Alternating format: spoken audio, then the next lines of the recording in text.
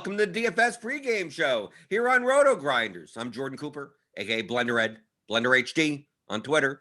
And this is the show where every weekday morning, 11 a.m. Eastern, we talk a little bit about yesterday's slate. We study some top players. We talk a little bit about today's slate, even though it's NBA. It's a 10-game something slate, 12-game slate. I don't know. It's a big slate. And by 7 o'clock, nothing we say matters. So we'll talk mostly about strategy. So if you got the questions, if you're in the YouTube chat, you know I like you the most. Hit those thumbs up buttons. Give me the thumbs, right? Keep the apple juice cold. I got the normal stuff today. And we'll answer your questions. I'll scroll back. We'll talk about some stuff.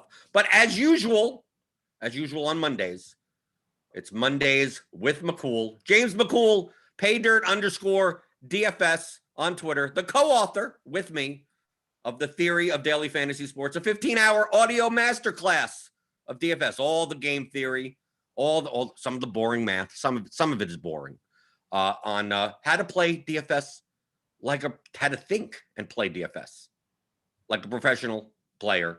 Applies to any sport. So go check that out at theoryofdfs.com. So James, last week, we talked about how you were sick and tired of playing like 150 entries. Have you quit yet, or are you still going? Because me and Eric talked on the Theory of DFS podcast that we do every week on my YouTube channel, that maybe 5 weeks is not a big enough sample size. No, and I agree that it's not a big enough sample size. I have not been able to do it this last week, not because I'm giving up, but because I've been working on developing an optimizer over there for the site.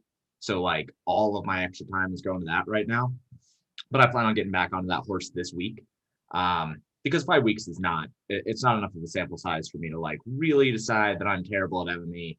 But it's one of those things where I feel like, and this is something that doesn't get talked about enough either, but I feel like taking a break and kind of looking back and reassessing for one or two slates is kind of an important time to refresh and maybe, I don't know, get off whatever tilt you have that's going on.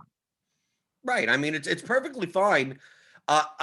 You hear it said in like the startup communities, right, in the tech entrepreneurial space, that it's better to fail fast than fail slow. So sometimes you get to a point where you're like, you don't think that this is the best use of your time, that you have a better edge somewhere else. And if you could figure that out quickly and it be true, like that's much better than being stubborn and saying, no, I need to figure this out for my pride rather than do what's best for my wallet. So I could perfectly understand if you're like, like based on your current workload, your current mindset, that, especially in NBA, playing 100, 150 lineups may not be the best use of that. Maybe you wait for MLB, and maybe then you come back to NBA. Because, I mean, people think playing that many lineups is just a piece of cake. Like, oh, how do you lose doing that? And that's probably the easiest way to lose. Like, it's almost the complete opposite of like, if you don't do that well, you're liable to you could have a $10,000 bankroll and be broke in 2 months. Easy.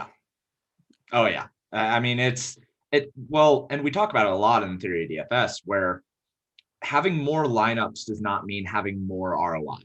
Like if you don't build good lineups, then you can't build a lot of good lineups, meaning that you have a lot of dead lineups.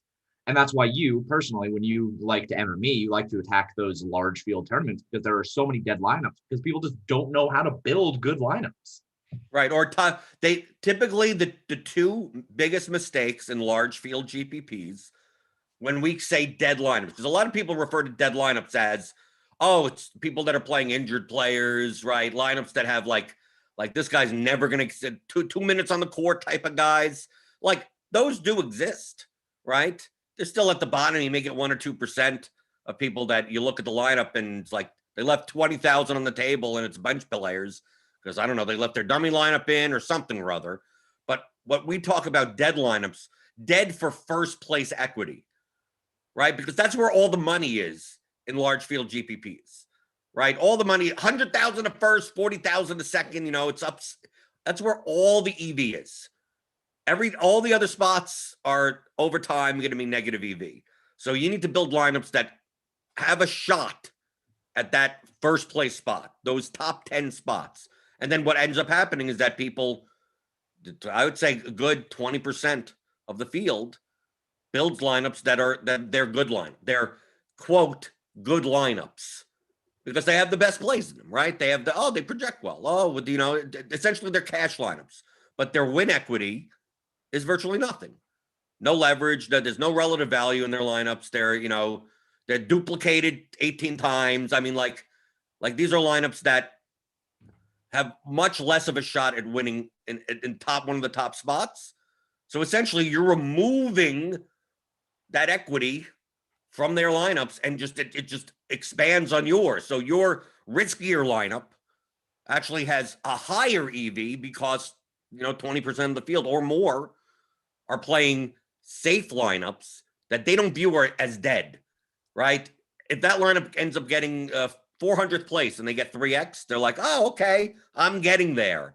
Yep. And it's reinforcing the fact of, if only these guys scored a little bit more points and this guy went off, I would have. And then you see 4 years later that it's like, how come I've never top 10 in any GPP? Yet it seems like I get some lineups up there. It's like, well, no, those you're actually playing dead lineups. You're playing negative EV lineups.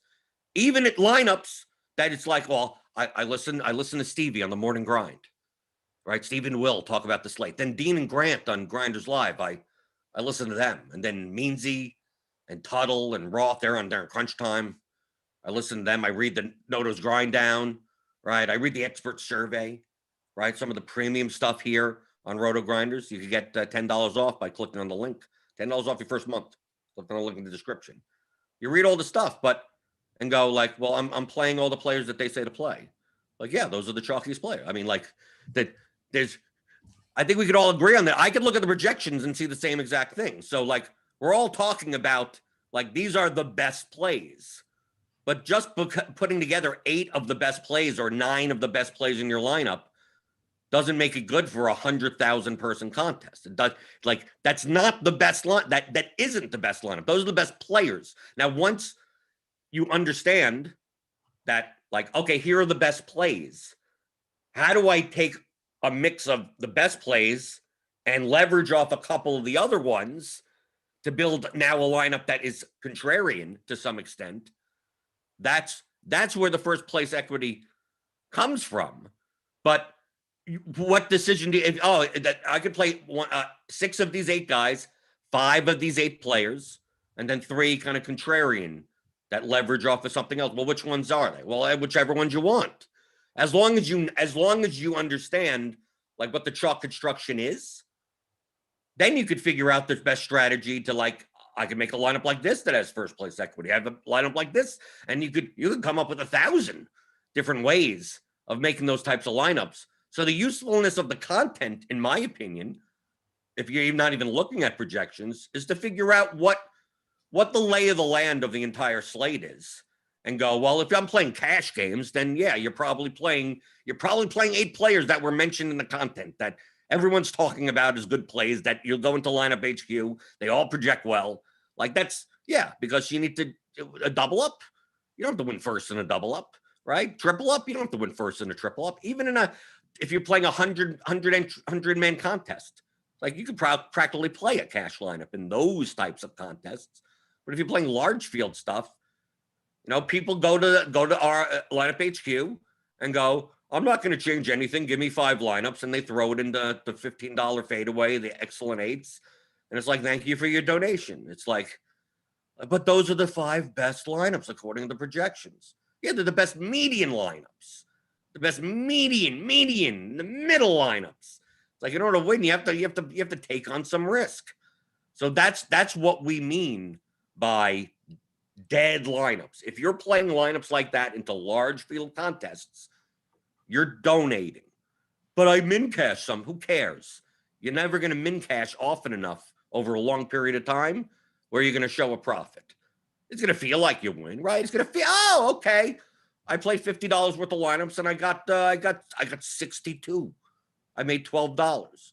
The next slate you lose, I put in 60 and got 35. Okay, bad day. And you constantly go up and down like that. You go up and down like that, and next thing you know, 4 years later, you're down like $3,000. And you're like, why haven't I gotten first place yet? Well, that's the reason why.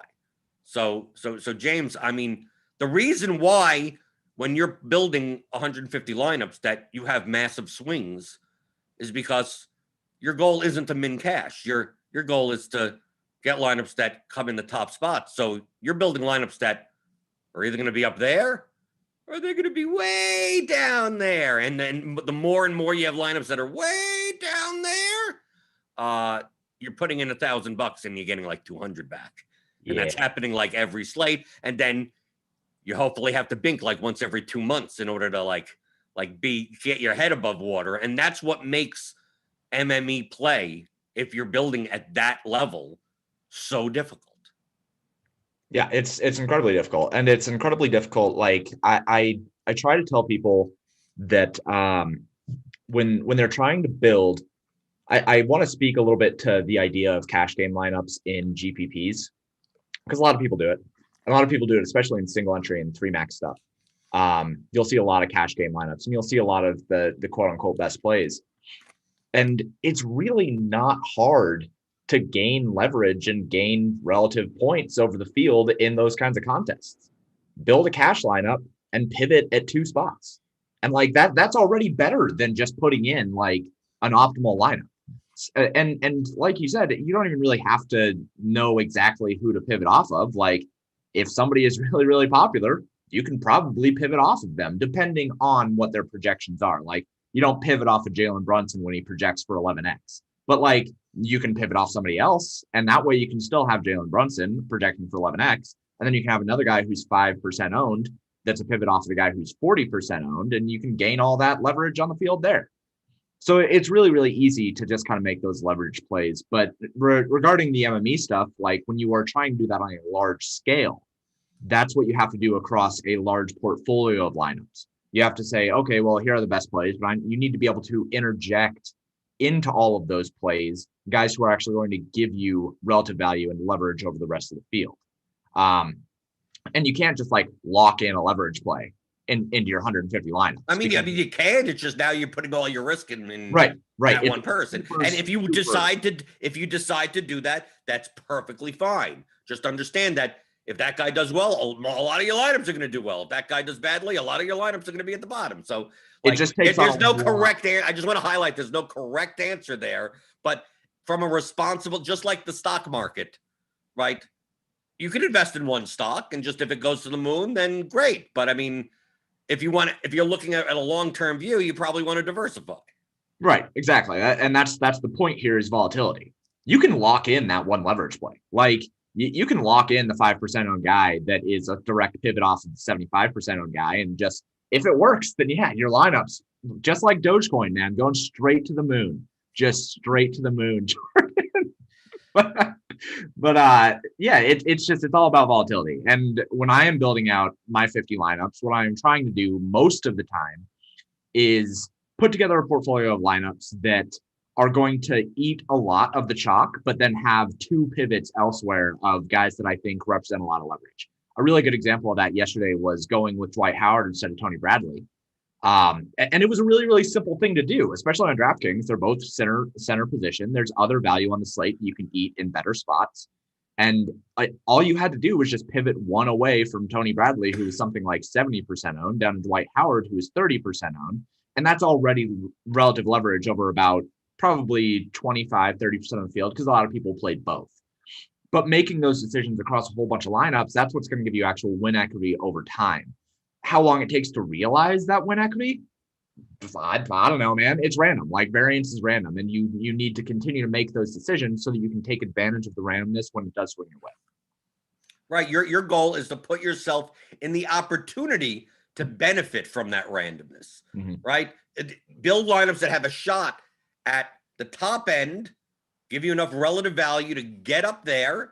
And then if Joe Harris is the one that has the big game, then great, you win first. And if it turns out that it's Bruce Brown and you have Joe Harris, then you come in 80th. And it's whatever it is at that point.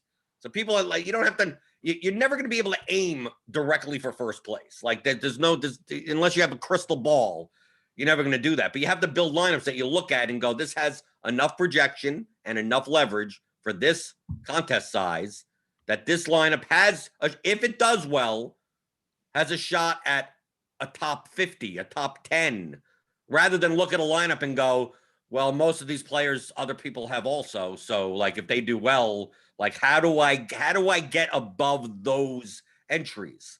That's what relative value is. That's what leverage is. So when people are just jamming in the best plays, like you have to play players that they're less likely to succeed. Yes, we could agree on it. We could compare two players and go, do I play Kyrie without Harden or do I play Westbrook? And you go, well, Kyrie easily, right? Like just from an objective standpoint, projects better in that spot against the Wizards than Westbrook against the Nets. But if you just said, well, Westbrook is going to outscore Kyrie maybe 40% of the time, right? It's not going to be, it's not going to be 6-1 that Kyrie outscores Westbrook. But if the ownership reflects that, then that's a place to get leverage and go, okay, I'm going to build the same lineup I would. I'm going to play Durant, right? Play Durant, play Westbrook. And then instead of playing Bradley, I play Howard, right? And you see that now the ownership of your lineup starts coming down. Now if every point that Westbrook scores above Kyrie, you gain so much more off of the Kyrie lineups. Kyrie's 50% owned and Westbrook's 20% owned. That 30% spread between the ownership, you're going to the moon. To the every moon. Point that it's above, right? I keep on saying going to the moon. The rocket ship emoji, right? That's all I see. Rocket ship emojis and going to the moon. I got my Vanguard funds. I'm fine. We're all day traders now, Jordan. No, not me. We're all day traders. And we're all trading GIFs. Like that's all that Twitter is anymore. I do want to point out really quick that yes, when you have less ownership, it is easier to pass a lot of the field, but you don't want to have so little ownership. Usually, you want to be able to lower your risk factor a little bit, especially in NBA. In sports like MLB, where you have a lot of events happening, or like NHL, I guess you could say NHL as well. You can take on a lot of volatility because things are much harder to predict and project. But in NBA, I do just want to point out that there is kind of a balance that you need to have about as much ownership as you have. Having a whole bunch of guys that are only 2% owned does not necessarily mean that you have a great lineup. It does not necessarily mean you have a lineup with a lot of equity.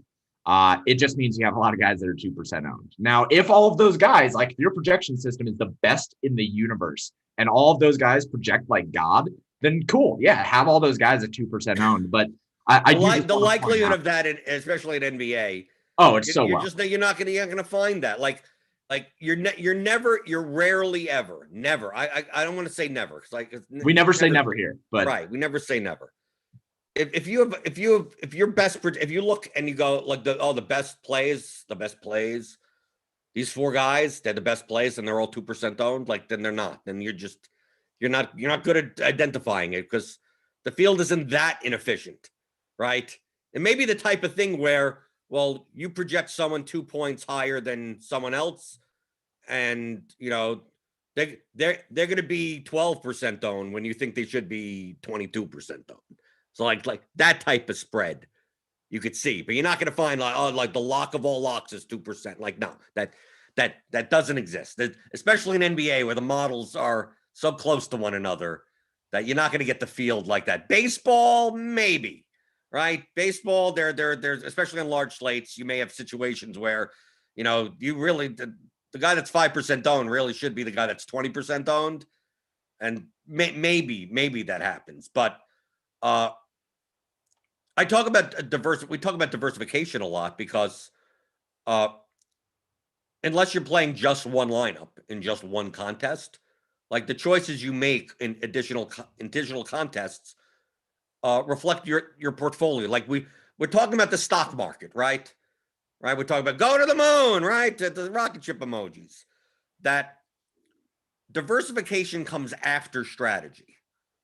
So in talking about like exposures, Like you can play, like in the case of like, instead of playing Kyrie, I played Westbrook, right? But doesn't mean you fade Westbrook in all your lineups. It just means that in that one lineup, the strategy is you're betting on the outcome that instead of Bradley, Howard succeeds, and instead of Kyrie, Westbrook succeeds. But in the next lineup, it could be that instead of playing Kyrie, you play Beal, right? Instead of playing Durant, you play, who was a power forward yesterday? I forgot. Someone. They were all bad. So. They're all bad, right? But you play one of those guys and end up losing. Right? I mean, so each lineup has its own strategy. And then you're playing 20 of them. The exposures represent your diversification of your portfolio. So you could decide, like we said before, you're like, can you lock in a 5% owned guy into 150 lineups? Yeah, I mean, you can. That's perfectly fine. Just understand that your diversification is going to be very low, which means your swings are going to be much bigger if you play like that from day to day. If you play with a much more diversified strategy, that you diversify your strategies, your swings aren't going to be as big. You get some equity in the meat of the contests, that if you put in $1,000, you're less likely to just get 100 back. You're putting in 1,000 and getting 600 back. You're putting in 1,000, getting 700 back, versus like all or nothing, these types of swings. At the end of the day, you're probably sacrificing EV in order to do that. You're sacrificing ROI from a very large sample. And when we're talking about large, we're talking about like 20 lifetimes types of samples that you'll never get to. You're sacrificing EV there to reduce your variance. You reduce your risk of ruin. So when it comes to people asking, like, well, if I'm playing 20 lineups, how many lineups should I have this guy in or that guy in? It's like, well, it's just a byproduct of the strategy of each lineup. And then you have to do your risk management. You have to decide your diversification. Some slates, I'm much more risky than others, right? Sometimes my diversification is low. Sometimes I look and small forward sucks today, and there's a choice between these 4 cheap small forwards. They all suck, but I need a small cheap forward in most of my lineups. Sometimes I say I'm gonna play a little of each of them. Sometimes I say screw it, I'm just gonna play one of them and just hope that's the guy. Neither is correct. Neither is wrong. Just a matter of how much risk am I willing to take today versus tomorrow. Tomorrow I may spread it out some more. Sometimes I look and I go, that there's 4 pay up options. One guy is going to be chalky. The other 3 aren't. It's like, well, I could play out of the other 3. I could play one in one lineup, one in the other lineup, one in the other line. I could do that. Or I could just say, no, I'm going to make a lot of lineups with that, just one of them, and make as many combinations of that. And like, if that's the right guy, I have a lot of shots at first place. It depends on the day. And there's no correct answer. It just depends on how much risk. I look at the strategies between the 3 approaches and I go, what's the delta between, in my head, of which is better that I want to pursue? And the wider it gets away, where it's like, well, if I play this guy, then I probably have to play that guy. And these lineups looks very similar to other people's lineups. I'd rather do this and then just do this to the extreme. But then on the next slate, I could have 40 players, 50 players in my player pool, and I'm building some diverse set of lineups that I have no one more exposed than 40%. Then on some slates, I've locked in 3 guys. So like looking specifically at exposures, like all you're doing is looking at diversification of strategies, not strategy in and of itself. So I always want to harp on the fact that like judging your play by exposures. Well, I was 80% on a guy and they failed. Was that wrong? Like, well, if it made sense in your construction, then it doesn't have to be wrong. Should I have played this guy instead? And should I have 40% of this guy? Well, in hindsight, you should have, but the construction still would have been the same. You just happen to choose, you chose Cam Johnson and I chose Cam Reddish. And, my Cam worked out and your Cam didn't, but they were both projected fairly close. They both owned fairly the same thing. We both had a similar construction. So to me, you didn't do anything wrong. You just decided to go all in on this one guy, and I went all in on the other guy and got lucky, I guess. And then at that point, it's just luck. They both project similarly, right? Yeah, and I think that's a really, really important thing to say. When people project similarly, choosing one or the other is not wrong. Like, you can be really mad at yourself over 1v1s or 2v2s. I've been there, man. I get it. And I think that a lot of people get mad at themselves for choosing player A over player B. Yesterday, choosing Kyrie over Westbrook or something like that. If they project the same. Yesterday I had Kyrie and Kevin Durant projected nearly similarly. I think some people yesterday on FanDuel, I think the 1v1 was D'Lo versus Sexton. Yeah. I got a lot of. I mean, we had Russell 3 points higher than Sexton, but I know some other places may have had them a little bit closer. Yeah, so something like that. Those guys, it's a 1v1 of near similar projection, and one does significantly better than the other one, and everybody kicks themselves and says, I should have chose the other one. And then what they do is they'll go back and they'll readjust their process to look for reasons to choose the other guy over the one that they chose. And that in itself is a bad habit.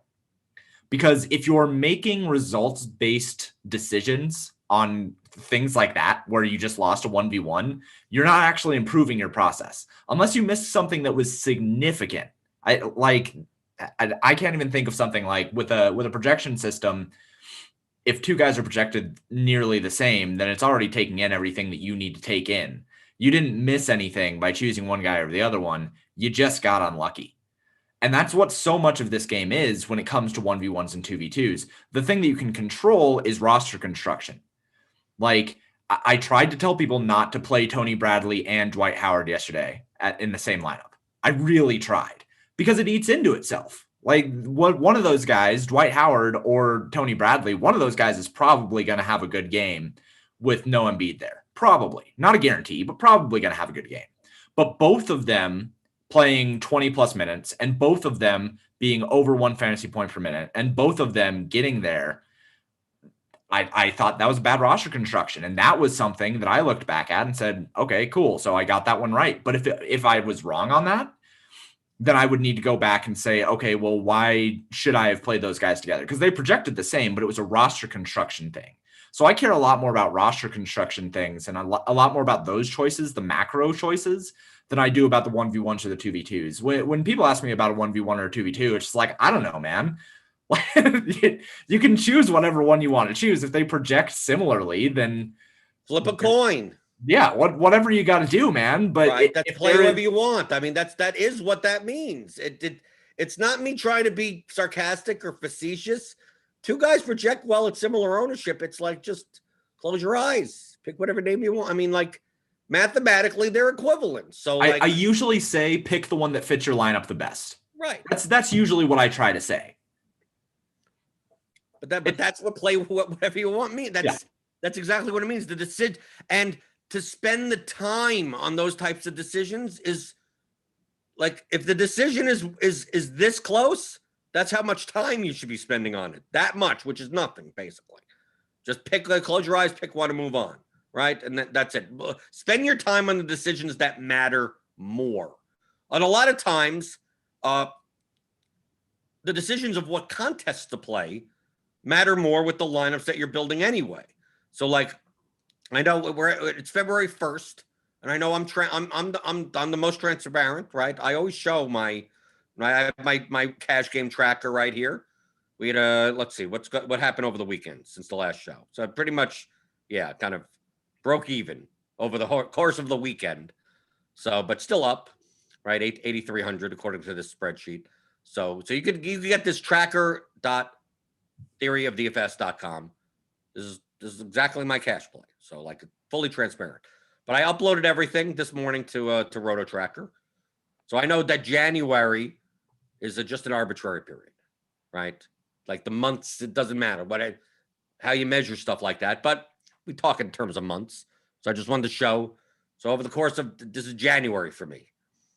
So $18,188 January. That's a pretty good January, right? That's for my goals. That this is a good month. But if you see here, it's highlighted by spikes. Like if we go by just cash play, and this includes multiple sports because I play soccer. There's some NFL, obviously we had over the weekend, some playoff NFL in here, but it's mostly basketball. But if we compare, for instance, we go to, let's say, head-to-heads, right? We just look at the chart for head-to-heads. You can see this, okay?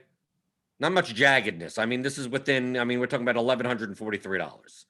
So it goes up, it goes down, it goes little, much more stable. Then comparing it to GPPs. Like this is what a GPP graph should look like, right? Right? You go down, down, down, down, down, down, down, down, big spike. Down, down, down, down, down, down, down, big spike. So you can see here, it's like I was down. Look, in GPP, and this is mostly, I'll just show like NBA, for instance. This one big spike is soccer. So if I just do NBA, now we get this. So I lost almost $1,600 to start the month. Then boop, up to 31.35. Then down to like 26, 27, then boop, up to 10,900. Go down from 10,900, got up to 11,005, and now I'm down to 62.28. So over the span of what, 2 weeks, 2.5 weeks or so, the 13th, 11.5 to 62. I mean, 11.5 to 62. About $5,000.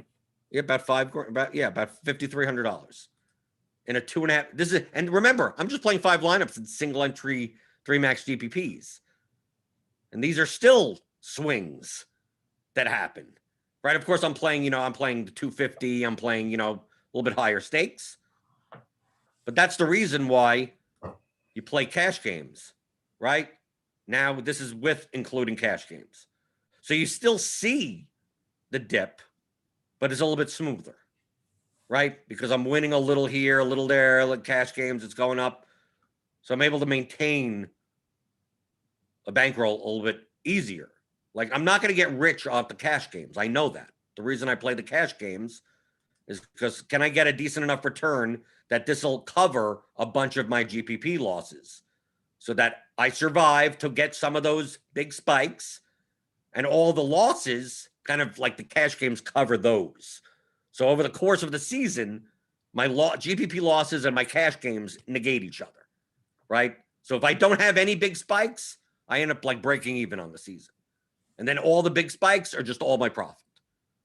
Now, some people don't choose to do that. Some people choose to play heavy on cash games, and like that, they're going to try to grind out, and they're going to play 10 times the volume that I do. And then just that equals a lot more raw money, but then don't really spend much in GPPs. Mm-hmm. Some people do the opposite. I don't play any cash games whatsoever, and just GPPs and just YOLO ride with the variance, which is perfectly fine. Which, hey, right, that's what you do. Okay, which is perfectly fine. But you have to understand that it's you're not going to have as smooth.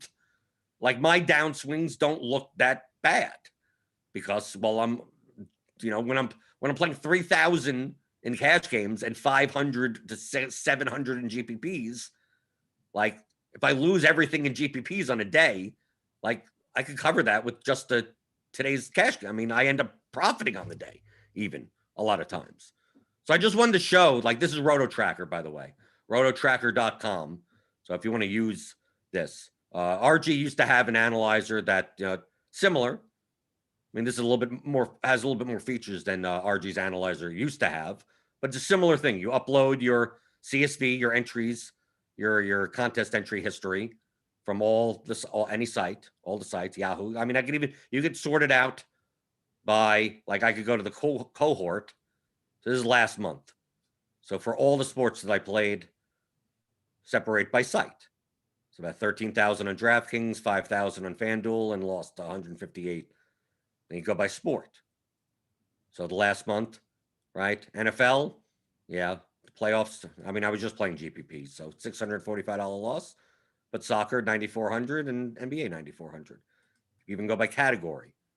You can see here, like my double up and head-to-head ROI this past month was only like 4%, right?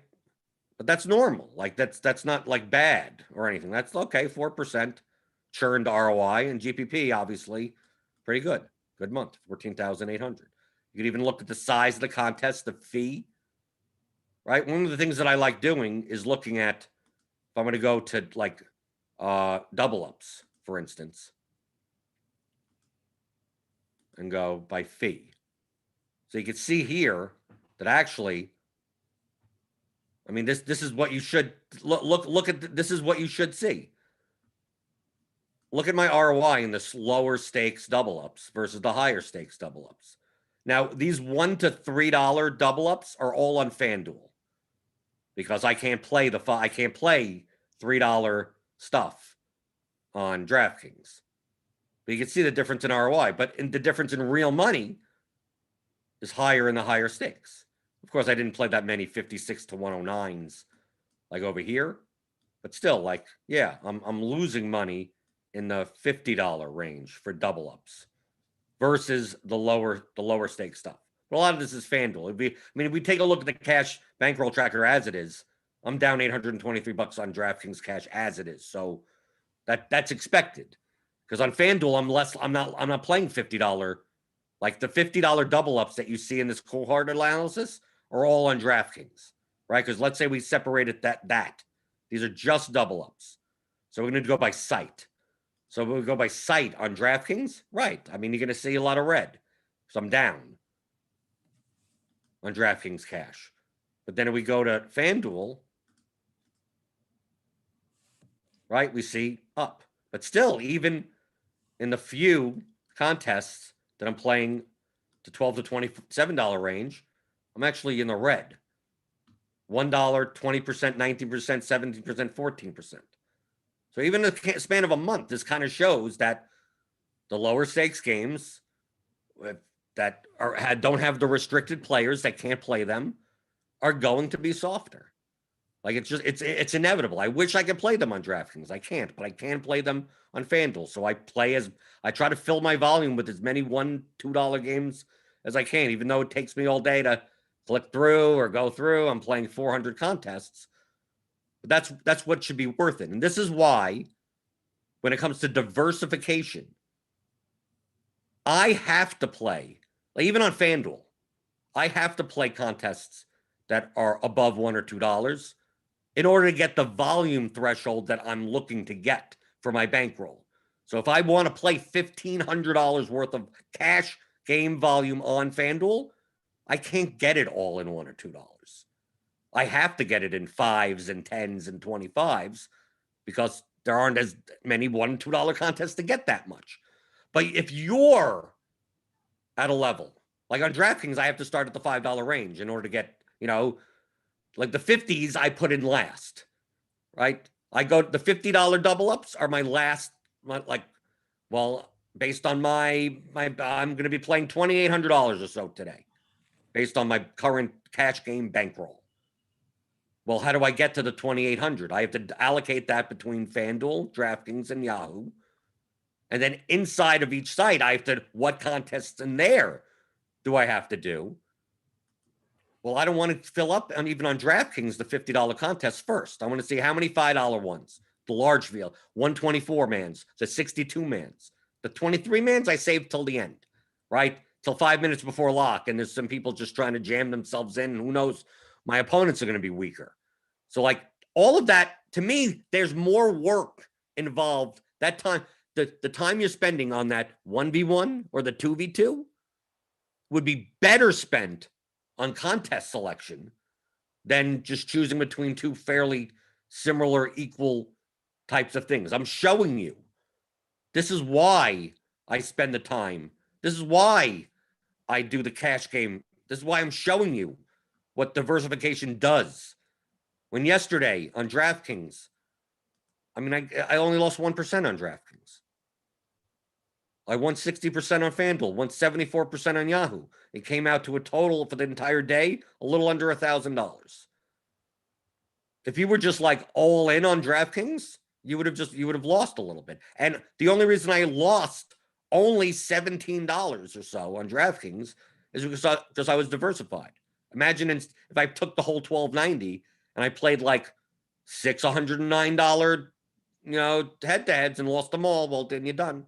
Like, this is the product of the diversification. I'm playing 150 different types of contests, right? So it's even in GPP, you could look that way. Even in cash game and everything. Diversification, if you're playing seriously, obviously if you're playing recreationally, YOLO, feel free, play whatever contest you want. Have fun. Don't let me stop your fun. But if you're playing seriously to make a return, if you're trying to beat out a return that you could get in Vanguard ETFs, Or right? Dogecoin. Dogecoin, you're playing large field GPPs. Like Dogecoin, if you're investing in Dogecoin, you ain't doing contest selection. That's way that no, you're not doing this. But this is the DFS equivalent of mutual funds, of investing on the stock market into, instead of picking individual stocks, it'll be an ETF, maybe an industry level ETF. Maybe you're into, whatever. You want to spread out your risk enough that, yes, you're sacrificing some upside. But I'd rather have a decent return that minimizes my risk than, increase my ROI by 2 or 3 percentage points with the possibility that I have a $50,000 losing month. It's like, no, I don't want to have that.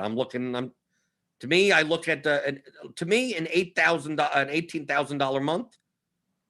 That's a good month. That's a good. I compare it to this is what can I buy with that? It's a good month. How can I pay my bills with that? That's a good month. So yeah, it came in. I had a 10K win in soccer. I had an 8K win in basketball. I had a 5K win in basketball also, and positive ROI a little bit in cash games. And then we start the next arbitrary period in February. But diversification, whether it be in your lineups, in your lineup portfolio, like we talked about with MMEing, and as well as in your contest selection, is your friend. If you're going to spend time, if you're going to spend 20 minutes trying to decide between Colin Sexton and D'Angelo Russell, I guarantee you your ROI is going to be impacted more by spending that time on contest selection dynamics than trying to find some, advanced stat or some stat muse. In the last 3 games on Wednesdays, D'Angelo Russell put up, something to like confirm your bias. It's much better to just focus on, let me make sure I'm in the right contest. Let me make sure my macro strategy is sound, and the micro stuff doesn't really matter that much. Yeah, the micro stuff, it's not that important to focus on. And when you are looking through all of your contests and you are looking through, we've made a lot of comparisons towards the stock market in this because it's topical and I think that it's funny, but it really is both the stock market and DFS. They're long-term gains. You're not doing either one to make all of this money right now. Like you're not doing it as a get rich quick scheme. You're not doing that. And I do get more questions than I wish that I would about, well, I need to make money. Like who should I pick if I need to make money? It's like, you should not be playing DFS if you need to make money. Go get a job. Go get a part-time job. Yeah, you should be like a courier or something. I don't know, man. Go make an OnlyFans. There's a lot of other ways that you can probably make money faster. But if you are dedicated to DFS and you stick to a process that you develop and curate over time, I do believe that you can be a winning player. And there's a lot of proof out there of people who have sat down and dedicated themselves to learning the best way that they put together lineups. Because there's no one size fits all when it comes to building good lineups. There's a lot of different ways to interpret data. There's a lot of different ways to go through and build your lineups. And it's not wrong that you want to look at this stat or that stat or another stat, so long as you are building lineups that are competitive. Over time, Jordan has been mentioning the month of January and the month of February and stuff like that. It is good to have periods of time to look at to kind of understand how you are doing and try to take a look at the variance you've been exhibiting and try to take a look at the things that maybe have been going your way or not going your way. Hell, Jordan, this is a good month, right? For $18,000 up. It's a great month. I loved it. This is great. That's awesome. February, you might be $8,000 down. That's correct. Who knows? But as long as you stick to the process, it doesn't matter, because what you are trying to do is over the course of the year support your lifestyle, because that's your goal. Other people's goals might be different. Other people's goals, you could just be playing for fun, like you said, recreationally. You could just be playing to go from being a losing player to being a break-even player. And that's cool too. Like, that's totally fine. I think that we talked a little bit about strategy earlier, and then diversification following strategy. Strategy comes after you've developed your goals. And that comes from understanding what you want to be, what you want out of DFS. If you truly want to make money playing DFS, then you have to truly dedicate to playing DFS to make money. And that comes over a longer term sample. It doesn't come over picking D'Angelo Russell over Colin Sexton and making $50,000. That's not how it works. So over the course of a year, I always tell people that if you want to just start trying to take things seriously, there are some pretty good pieces of reading out there, Theory of DFS. And there's also a pretty decent strategy of trying to supplement your GPP play with your cash games and diversifying based on your cash game lineups. That there are ways to kind of get started and start curating your process. And there are a lot of people that are willing to help you find it. Right. And there's also, I mean, your goals could be somewhere in between. Like, we have a lot of people in our RotoGrinders Discord, which is a premium feature. I'm in there all the time. So sign up for premium, hit the link in the description, $10 off your first month. That there's what I would call, I would say, serious casuals, which it's kind of weird to say. Very good players that they already have all the money they need. They're not playing for the money. They're playing for the intellectual challenge, and they already have, like, if there are people in our chat that are already worth more than seven figures, like in their normal lives, like through what they've already made, that they own a big house, and and they enjoy. This is what it's like. Instead of going golfing, I'm going to play DFS instead of that type of thing. So, like, eking out an extra 2% ROI, who cares? They're looking to take down a big GPP, not because they want to make $100,000 to bank a GPP. It's because that's the goal. That's, I'm able to take my discretionary income into my little retirement fund or something like that, and I'm going to play $100 a night, and I'm looking to go for gold. And if I lose the 100, so be it. But they still want to play well, so they're still going to look at their roto tracker and look at stuff like that. But whether or not they squeak out, some five figures off the cost of it, like, it's just going back into it's just another investment to them. So, like, it doesn't matter as much, as opposed to me, where this matters a lot. This is what I do. This $18,000 represents money that, I will pay my bills with, right? That I will invest in that I will use to invest in actual stocks, right? That aren't fake. And make a mortgage payment and things like that. So, like, I have to treat it as, like, this is great. This 16% ROI in a month, great. But I know that it's going to go up and down. I know this cash bankroll tracker is going to go up and down. And I'm just looking, what's my net at the end of a season? And I invested $20,000. And right now, if I just stopped right now, I got a 42% return on my money in 6 weeks. I can't do that in the stock market. So, like to me, it's free money. So why not do so? But that's my goals. But to me, that's if you're playing DFS professionally. So that's where I'm coming from. The term professional is used. There's no such thing. Just like in poker, as long as you have money, you could play. So who's a pro poker player and who's not a pro poker player? Doesn't matter. You could play as long as you have $10,000. You can be in the World Series of Poker. Does that make you a pro? No. How about someone that's never been in the World Series of Poker, but grinds out online games from, Lagos where it's legal or something, and makes and you never heard of him. That, to me, that's a professional, right? Someone that grinds out in live games and private games, and you never heard of them either. Like so what does that necessarily mean in DFS? It means whatever it means to you. Do you want to be a professional? Who cares? I'm just looking. I'm looking to make money. If DFS didn't make me money, I wouldn't be playing. Right? It just I'm not playing for fun. To me, fun is making money. So like, if I couldn't do it, I wouldn't be doing it. So, but what is your goal? What are these charts? How much risk should you be taking on? Well, that only you can answer it. That's why it's very tough, James, when people ask me, well, what do you do? Right? They'll say, well, what contests do you play? What players are you playing? What lineups are you playing? It's like, well, we're not the same. We're not the same, right? My contests are going to be different from your contests. My lineups will be different from your lineups. Your goals are different from my goals, and my risk tolerance is different. I tend to have a very low risk tolerance when it comes to my bankroll. I have a high risk tolerance when it comes to GPP lineups. But, to actually play the contests. But, I mean, people sometimes tell me, it's like, you should be paying, I should be playing higher stakes.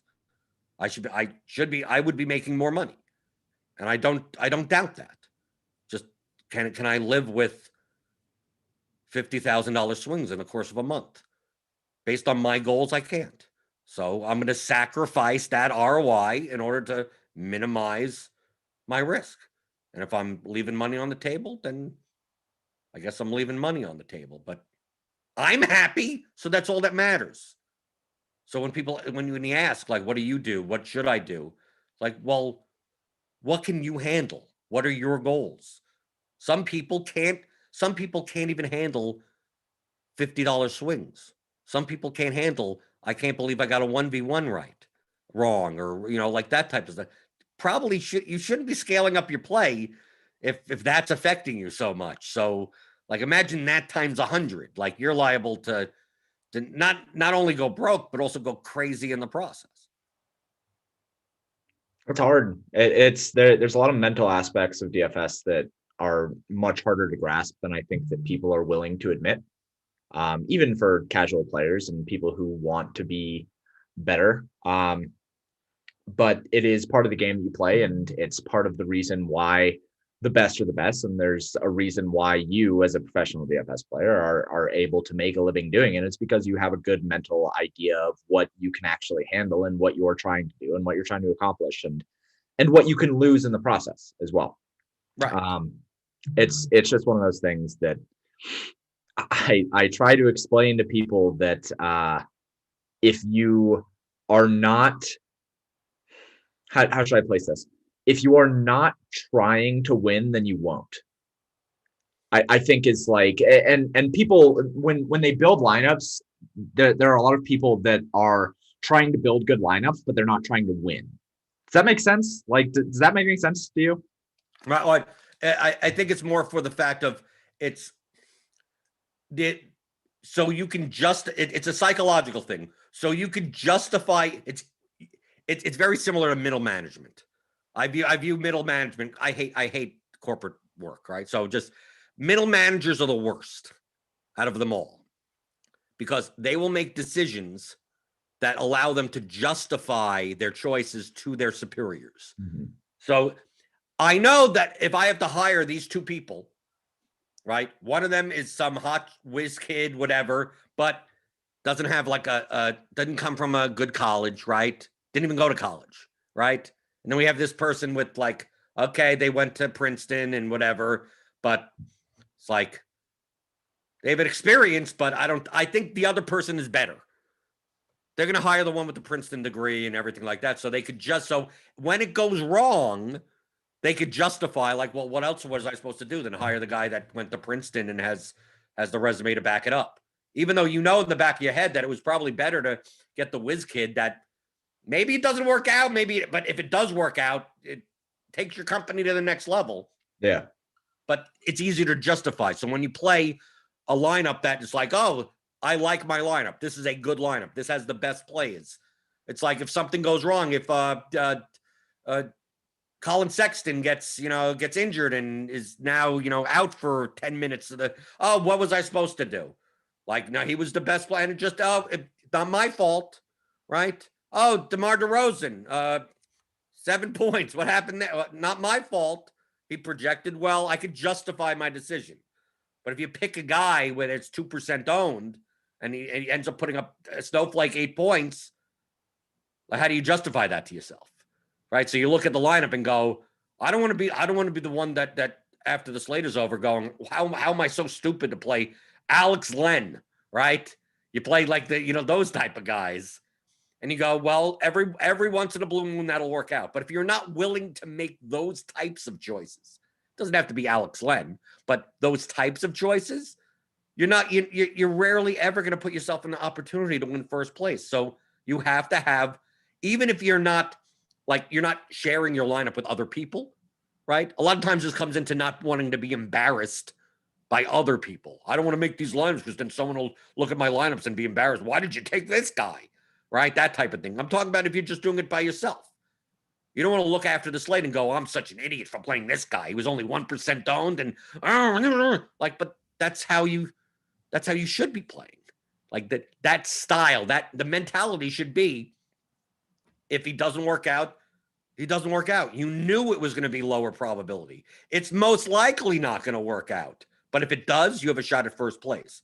So you should be looking at that selection, that Alex Len, and go, yeah, it didn't work out today, but if it did, I would have won first, and then move on to the next day and go, where can I find that leverage again?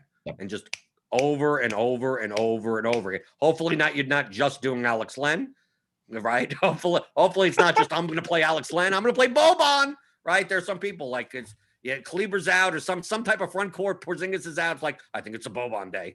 It's a Boban day. It's always a Boban day, though. That's never a Boban day. I don't want to guy. Well, we got some good people in chat. I see here. Alex Santi is in there talking about it, right? He played poker. He gets it. It's the same type of thing in poker, same type of thing in any investment, in any game investment type of environment. But we talk a lot about this in the theory of daily fantasy sports. 15-hour audio masterclass. It's the entire game theory of DFS. So it's like having me and James in your pocket. If you've learned anything this episode on Mondays, because Mondays we do these kind of like macro type episodes, because it was a 4-game slate yesterday, and they're pointing going over it. And then today's slate is who knows how many games we have. Look at how many games, and who knows? Giannis will sit. Who knows what's going to happen today, right? So what's the point in that? So if you enjoy these types of conversations, these types of topics, you get 15 hours of it, of everything in the theory of daily fantasy sports. So theoryofdfs.com, go pick that up there. James, paydirt_DFS, right? Yep, paydirt_DFS on Twitter. And then all of my content can be found over at paydirt.ghost.io. Almost done with the NBA optimizer. We're still working through the beta form of it, but once I figure out how to add groups into that, dude, it's going to be all done. So that's pretty exciting, and adding optimizers to every other sport, and just getting ready for the grind of MLB whenever that starts up, when they figure out if they want to allow people to be on second base in overtime or whatever. So yeah, you can find all my stuff over there, and I've got another couple of projects coming up that I'll let people know about in the next couple of months too. Right, and obviously follow you on Twitter for your next pump and dump. Absolutely. Well, I mean, Dogecoin to the moon forever. Just hold it. Isn't it a fake parody? It's a meme, dude. It has no. It literally has no. It has no nothing. No, yeah, you literally can't even buy anything with it. So it's pretty hilarious. But to the moon. But you'll buy it though. Well, no, I will make money on it, but I won't buy it. So how are you making money on it? By selling it. But that's exactly what I'm talking about. Right. Oh, it has absolutely no value. I'm just going to buy it low and hope someone upper than me buys it higher. Exactly. I'm not a stock market guy. Okay. I just we're not financial advisors. No, this is not financial advice, but Dogecoin to the moon. So anyway, we'll continue. My GPP lineups to the moon. That's what I want. Yeah, there you go. GPP lineups to the moon. So until tomorrow, I'm Jordan Cooper. aka blenderhd, blenderhd on Twitter. And we'll see you tomorrow for another edition of the DFS pregame show here on RotoGrinders.com.